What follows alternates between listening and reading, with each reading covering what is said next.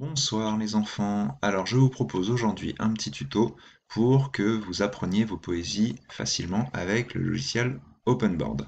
Alors pour commencer, moi je vous propose, vous créer un nouveau dossier que vous pourriez appeler Poésie. Comme ça il y aurait toutes les poésies de l'année. Simplement, il faudra absolument que vous mettiez la poésie en format PDF. Donc elles sont toujours sur le Padlet, donc ça c'est plutôt pratique.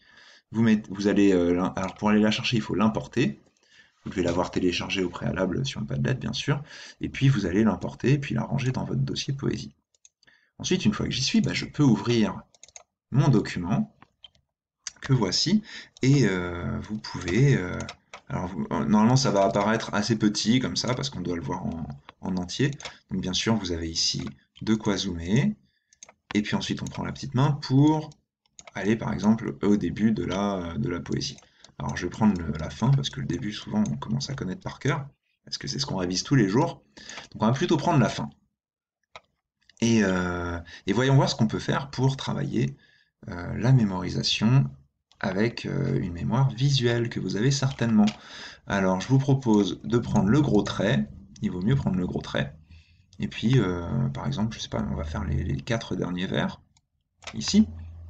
Et puis vous pouvez choisir la couleur. Bon, comme vous savez, hein, on le fait tout le temps en classe. Si vous voulez effacer, soit vous annulez, soit vous prenez la gomme.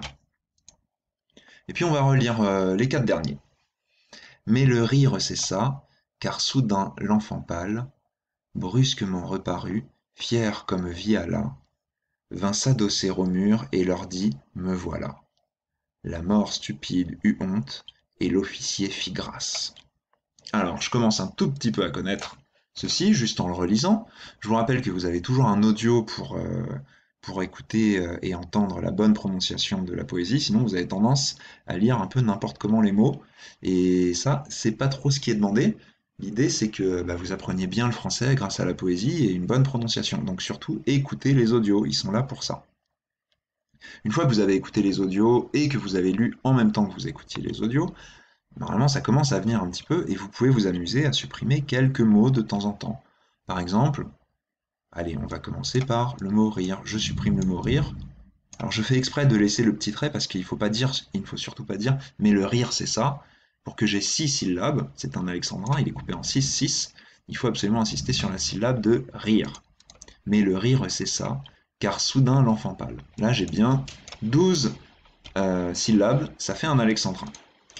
Mais le rire cessa, car soudain l'enfant pâle, brusquement reparut, fier comme Viala.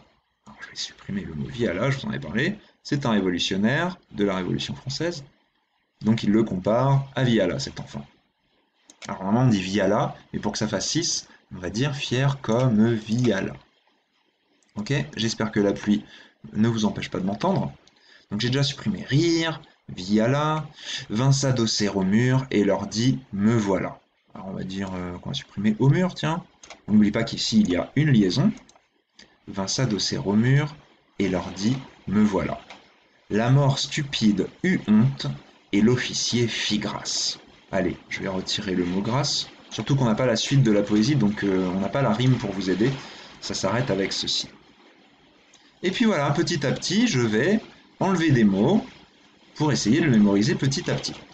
Et puis on peut réessayer. Mais le rire cessa, car soudain l'enfant pâle, brusquement reparut, fier comme Viala, vint s'adosser au mur et leur dit: Me voilà.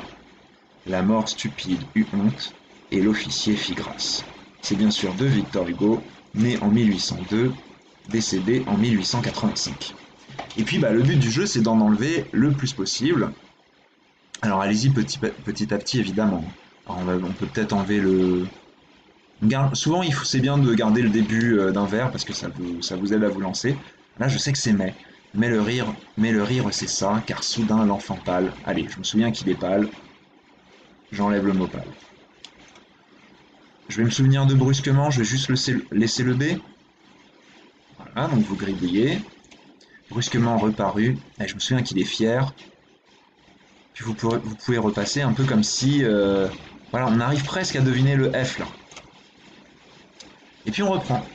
Mais le rire cessa, car soudain l'enfant pâle, brusquement reparut, fier comme Viala, vint s'adosser au mur et leur dit me voilà, etc., etc. Et à la fin, normalement, vous n'avez presque plus rien.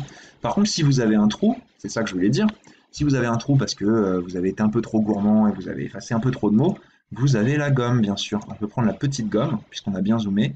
Puis vous dites, ah, j'ai oublié ce que c'était, vint s'adosser roux, je ne sais plus, vint s'adosser au mur. Ok, pas de souci. Et puis vous pouvez le rétablir ensuite. Et bien comme ça, normalement, vous apprenez toute votre poésie d'une manière assez rigolote et puis assez facilement. Bon courage à tous et j'espère que vous allez bien vous en sortir.